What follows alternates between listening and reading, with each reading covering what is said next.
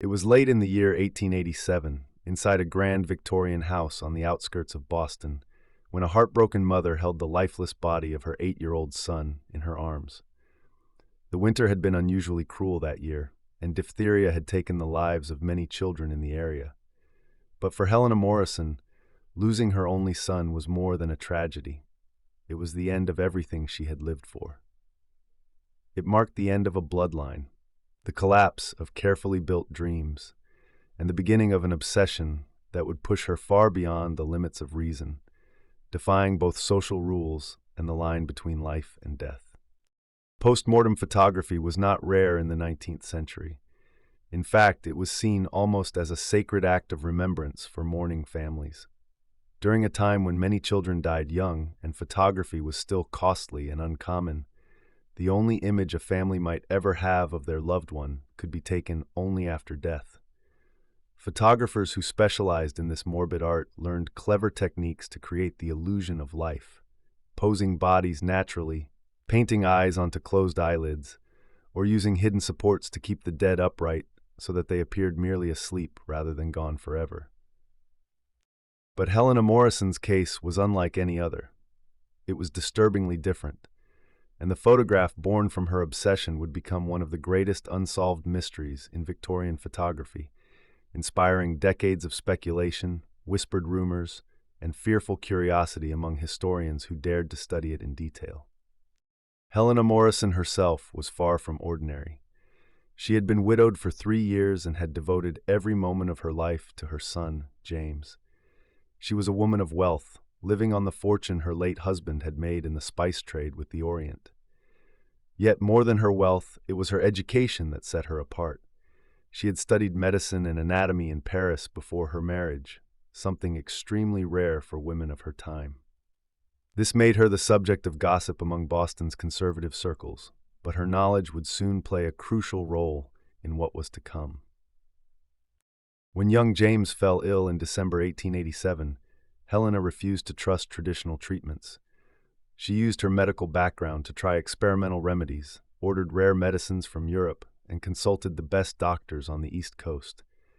But diphtheria in that era was almost always fatal. No amount of money, science, or motherly determination could stop the inevitable. On a cold January morning in 1888, with snow falling thick outside the window, James took his final breath as Helena held his hand. The attending doctor pronounced his death at exactly 9:15 a.m. What took place after that moment would become one of the most haunting chapters in the strange history of post-mortem photography. Helena refused to let anyone touch her son's body. She dismissed the doctors, the servants, and even the parish priest who had come to give the last rites. She locked herself inside the room with James and remained there for nearly 24 hours. Those outside assumed she was a grieving mother in denial, too heartbroken to say goodbye. But no one could have imagined what she was actually doing behind that locked door. When Helena finally stepped out, her expression had changed completely. The look of despair had vanished, replaced by a cold, focused determination. She had made up her mind about something that would shock everyone who later learned of it. She would not be satisfied with a simple post-mortem photograph. She wanted something far greater, something that would, in her mind, challenge death itself. During her years in Paris, Helena had not only studied anatomy, but had also come into contact with doctors who experimented on the borders of accepted science. Men who tested unusual preservation methods, some of which brushed close to the occult. She had learned of techniques that went far beyond basic embalming, processes that could keep a body looking lifelike for remarkably long periods of time. And now, she intended to use that forbidden knowledge. Helena decided she would employ the most skilled post-mortem photographer she could find. But before he arrived, she would prepare James using all of her medical understanding. She wanted to make a photograph that would not merely show her son's likeness, but would somehow capture the living essence she refused to let go of. The man she hired was Augustus Piton, a photographer widely known across New England for his astonishing ability to make the dead appear alive. His portraits were so natural that families often claimed they felt as if their departed loved ones were only resting, about to open their eyes again. When Helena contacted Piton, she offered him an extraordinary proposal. She promised him a payment larger than what he would usually earn in an entire year, but with one condition. He would have to dedicate himself entirely to her project for 2 full weeks, following her special methods and using materials she would supply. Piton was both a craftsman and a businessman. The sum was too large to turn down, especially in a difficult winter when work was scarce.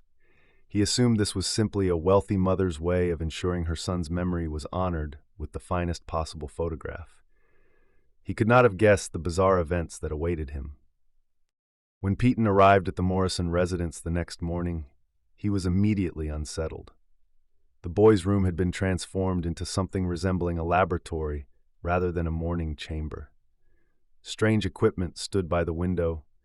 Glass jars filled with unknown chemicals lined the table, and surgical tools were arranged neatly beside the bed. It was clear that Helena had performed procedures that went far beyond any common embalming.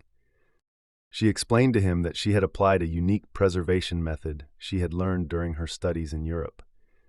It would keep James's body looking natural for a longer period, she said, but the photography process had to be done under very precise conditions. Every step would follow instructions she would personally oversee. James was seated in a beautifully carved chair, wearing his finest clothes, his hands resting gracefully on the wooden arms. At first sight, Piton was astonished. The boy looked peaceful, as though simply lost in a deep sleep.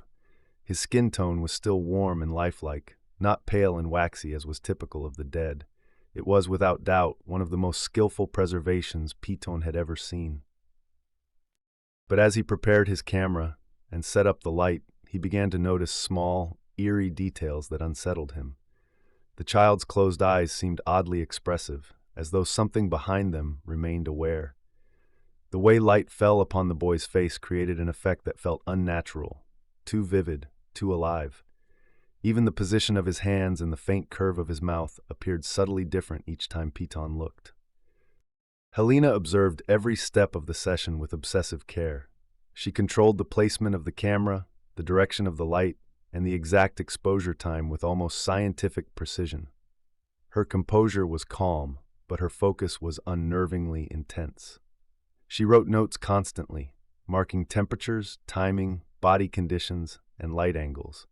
She recorded everything, even the smallest detail that seemed meaningless to the photographer but clearly mattered to her. After 3 hours of photographing, Piton began to feel uneasy. He had been in the presence of many bodies before, but never had he felt anything like this. There was something off, something quietly terrifying. Helena asked him to adjust the boy's posture several times, and with each adjustment, Piton thought he saw faint signs of movement. Slight, almost invisible responses from muscles or skin that could not possibly occur in a corpse. He brushed it off as imagination, but the feeling grew stronger each time. When he finally asked Helena what methods she had used, she replied vaguely. She mentioned that she had combined traditional embalming with newer experimental techniques she had once studied in France. But her eyes told a different story. They glowed with a strange intensity, a feverish light that made Piton uneasy, as though she knew something beyond human understanding. At that moment, he began to suspect that this was not a simple post-mortem photograph at all, but something far darker. The photo session continued for another 2 hours, during which Piton captured a long series of portraits of young James. Each photograph was technically flawless, showing all the artistic talent for which Pemberton had become known.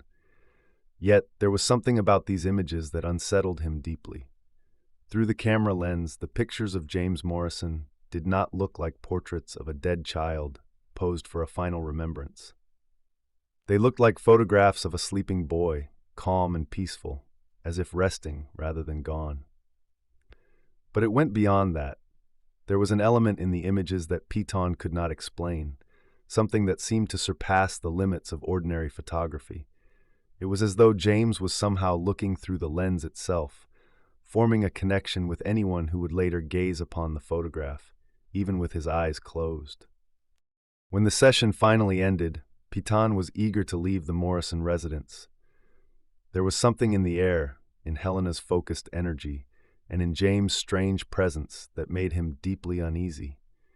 He agreed to develop the plates in his own studio and deliver the finished prints to Helena within a week, as promised. But the process of developing them turned out to be far more disturbing than the photo session itself. When Peyton began working with the photographic plates in the dim silence of his darkroom, he quickly realized that the images of James Morrison showed qualities that made no sense according to his technical understanding of photography. The first thing he noticed was the extraordinary sharpness of the pictures. Even though he used standard methods and the same equipment he always had, James's photographs contained a level of detail and clarity far beyond anything Piton had ever produced. Every hair, every line of skin, every tiny fold in the fabric was captured with nearly supernatural precision. Yet it wasn't just technical perfection. There were strange elements in the photographs that shouldn't have been there, details that Piton did not remember seeing during the session. In the main image, the one that would later be called the boy, faint shadows and odd reflections hinted at other presences in the room, shapes and figures that hadn't been visible when the photograph was taken. Even more disturbing, James's expression seemed to have shifted between the moment of capture and the moment of development.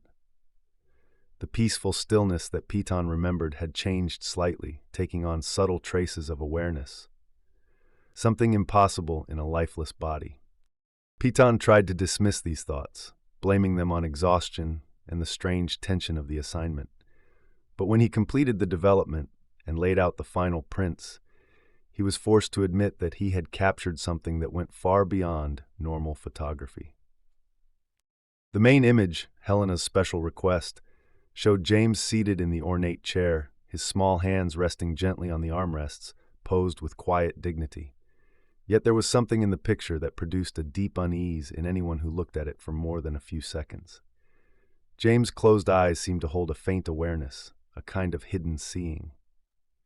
His hands, though carefully placed, did not appear stiff as in death, but softly relaxed, almost alive. The way the light fell across his face created the haunting illusion that James might open his eyes at any moment and look straight at the observer.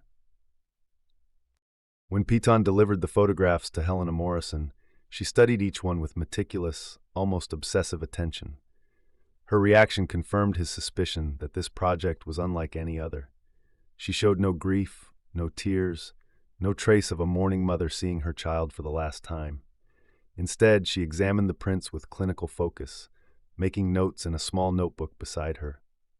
When her gaze settled on the boy, she smiled for the first time since Piton had met her.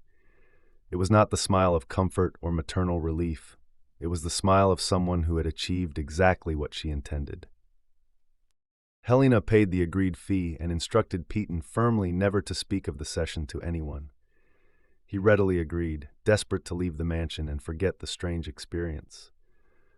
But in the days that followed, he would realize that what he had seen and done could never be easily forgotten.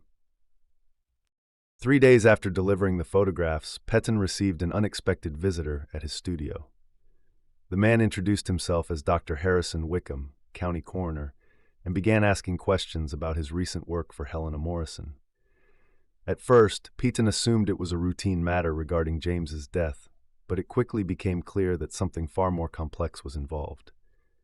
Dr. Wickham explained that he had received an anonymous letter claiming that Helena Morrison had been involved in irregular practices with her son's body. The letter gave no details, but urged an investigation.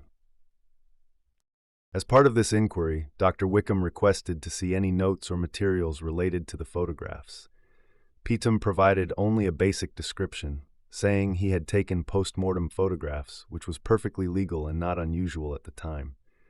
But Dr. Wickham's questions were oddly specific, about the condition of the body, the preservation methods, and the strange appearance of the images. It was clear he already suspected something unusual. During this conversation, the coroner revealed information that completely changed Peyton's understanding of what he had witnessed. According to Dr. Wickham, Helena Morrison had not simply preserved her son's body with advanced embalming. She had conducted illegal medical experiments using methods and chemicals far beyond accepted science. Even worse, she had been in communication with certain researchers in France who were exploring the boundaries between life and death, experiments so controversial that most doctors condemned them as dangerous and immoral.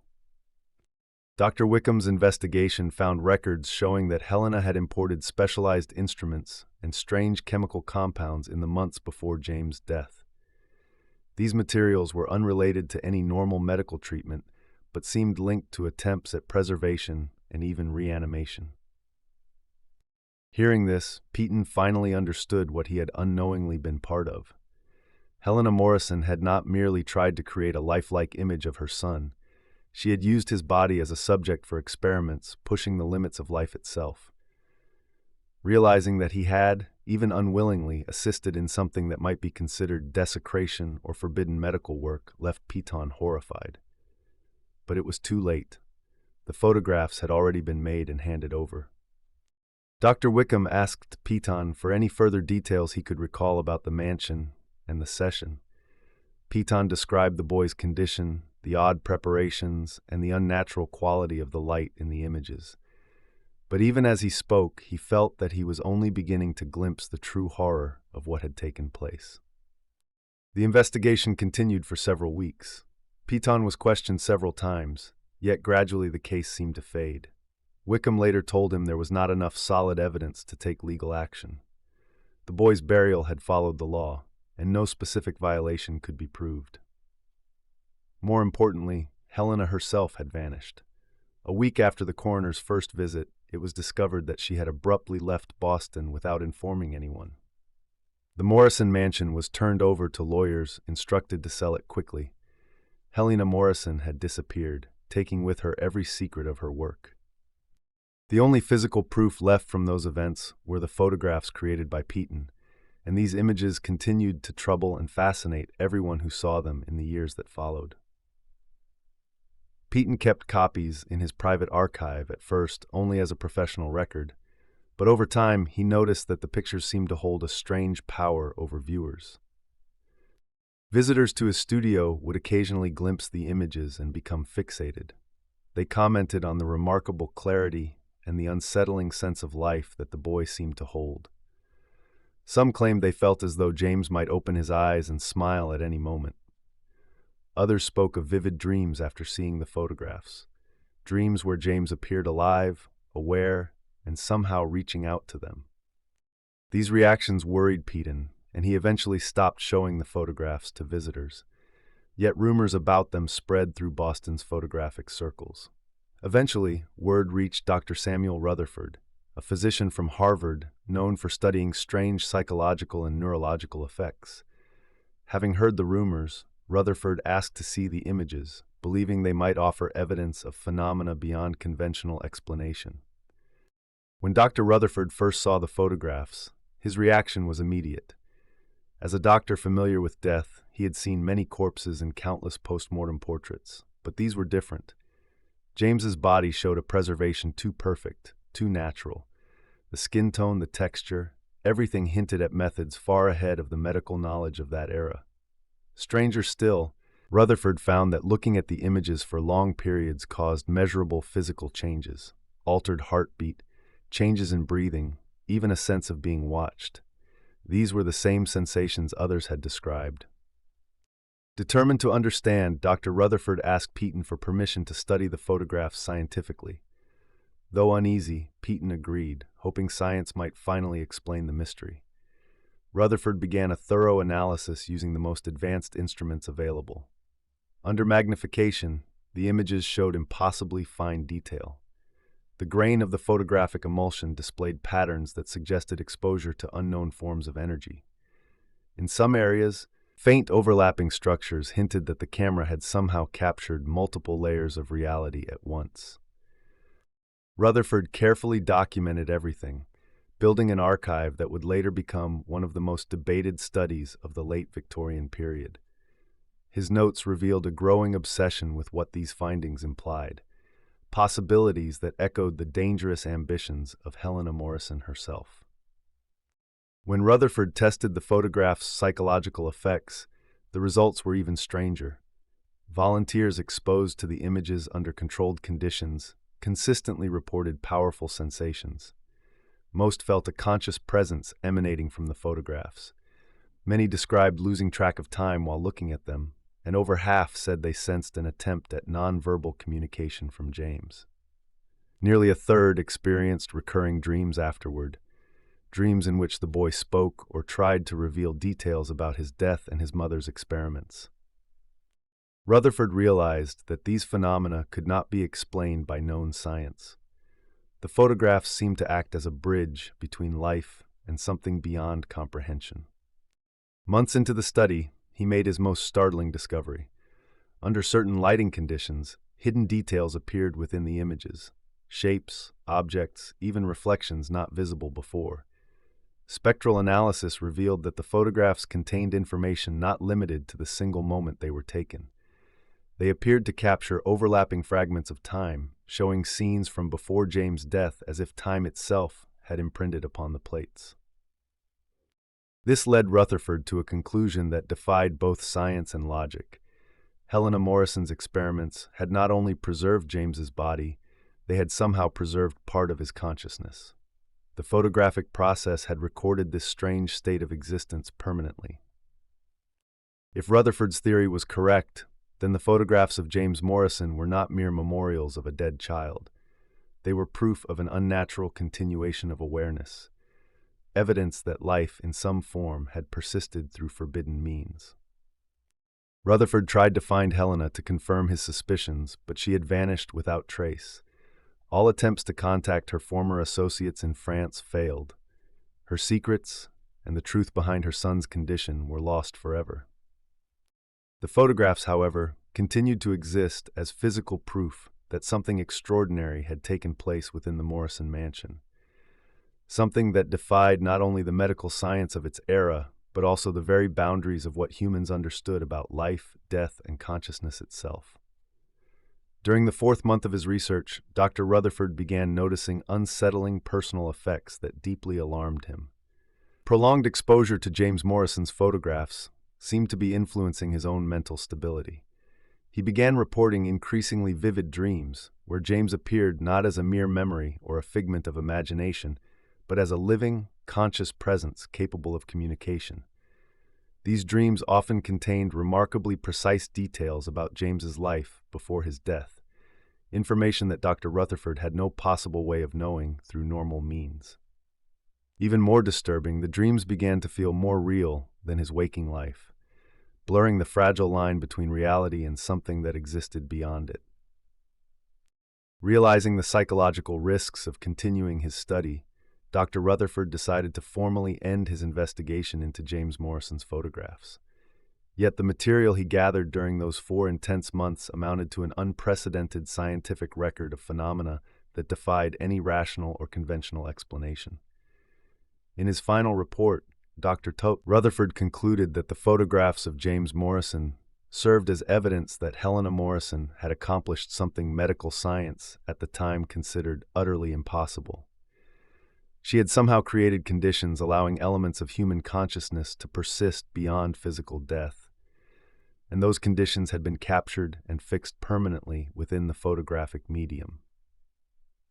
Rutherford advised that the photographs be stored in a secure archive accessible only to qualified researchers who fully understood the psychological dangers tied to prolonged exposure.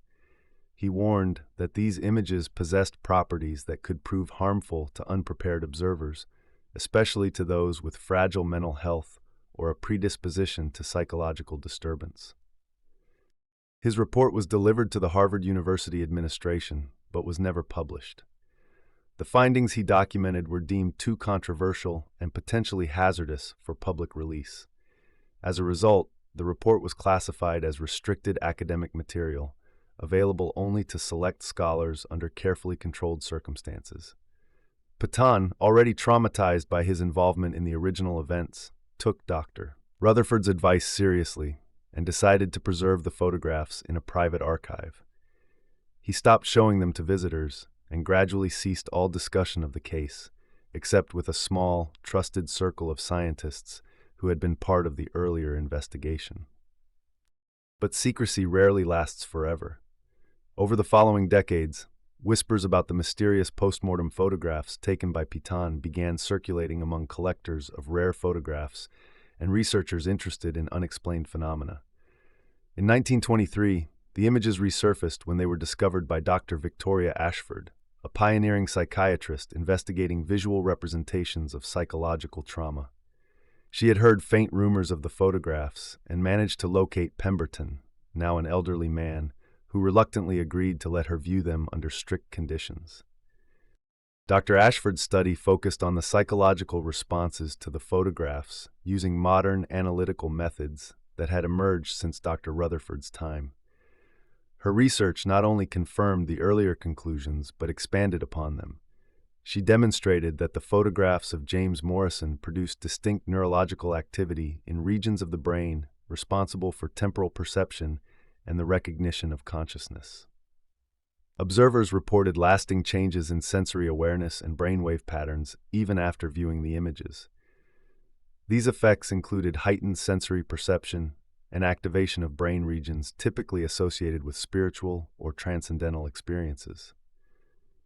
Even more remarkably, Dr. Ashford found that the effects were cumulative. Those who repeatedly viewed the photographs developed stronger neurological responses, eventually describing experiences suggesting direct communication with James himself. Her findings echoed the chilling conclusion that Dr. Rutherford had drawn 30 years earlier. James Morrison's photographs were not mere static images of a deceased child. They appeared to function as a medium, a kind of interface, linking living observers with some enduring element of James's consciousness, preserved through the unorthodox experiments conducted by his mother. Unfortunately, Dr. Ashford's research came to an abrupt end in 1925 when she suffered what was officially termed a nervous breakdown. Colleagues reported that she had become consumed by her study of the images, spending countless hours staring at them and documenting messages she claimed were being transmitted to her by James himself. In the months leading to her collapse, she began insisting that James was trying to communicate information about Helena Morrison's current location and about further experiments she had allegedly conducted after leaving Boston. Her peers dismissed these claims as delusions, yet her personal notes contained details that were impossible to explain by ordinary means. After Dr. Ashford's breakdown, the photographs were again withdrawn from circulation and stored away. Pemberton's family, who inherited the collection after his death in 1919, deemed the images too dangerous to be studied further. They sealed them in a secure safety deposit box, ensuring that no future researcher could access them. In the decades that followed, the photographs became little more than legend, a whispered story among historians and collectors of arcane artifacts. Occasionally, brief references appeared in academic discussions about Victorian photography, but always as vague mentions of an unverified case of extraordinary technical skill. The true nature of the photographs' mysterious properties was known only to a select few scholars who had once seen them, and even among those few, there was a marked hesitation to discuss their findings openly due to the disturbing implications of what they had witnessed. In 1967, the photographs surfaced once more, this time rediscovered by Dr. Robert Chen, a neuroscientist at Columbia University who was researching the relationship between visual perception and consciousness. Having encountered scattered references to the Morrison photographs in historical archives, Dr. Chen persuaded the Petton family to allow him controlled access to the collection. His investigation using advanced neurological equipment confirmed and expanded upon the observations made by his predecessors, but this time with far more rigorous scientific precision. Dr. Chen discovered that the photographs produced consistent, measurable brain responses among different observers. These responses mirrored the same neural patterns typically activated when the brain recognizes the presence of another conscious being, even though James Morrison was long dead. What was even more astonishing was that these brain patterns were identical to those observed during direct interaction with living humans.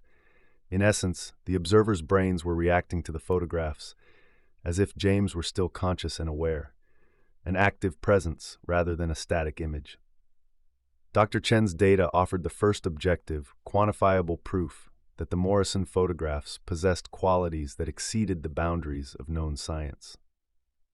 The human brain, through millions of years of evolution, is finely tuned to detect consciousness, and it was responding to something within those photographs that suggested life, awareness, or intention.